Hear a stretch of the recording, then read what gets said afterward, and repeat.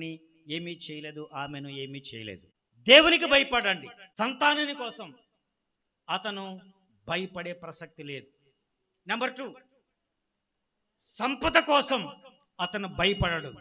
సంపద కలిమి నీ ఇంట ఉంటాయట. చీకటికి భయపడ్డాడట. చీకటికి భయపడే ప్రసక్తి లేదు.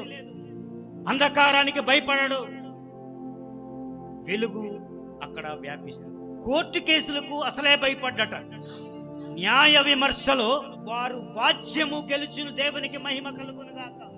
నీ వాద్యము ఏదైతే ఉందో దేవునికి భయపడితే, దేవునికి భయపడే వారలారా నీ వాద్యము గెలుస్తుందట. దుర్వార్తకు భయపడడు, శత్రువుకు భయపడట. 6 విషయాలు ఇందులో పొందుపరచబడ్డాయి. 112వ కీర్తనలో 6 విషయాలు చెప్పబడ్డాయి. ఏమిటో చెప్తాను, మరొకసారి చెప్తాను. సంతానం కోసం భయపడడు, సంపద కోసం భయపడడు, చీకటి కోసం భయపడడు, కోర్టు కేసుల విషయము భయపడడు, దుర్వార్తకు భయపడడు, శత్రువుకు భయపడడు.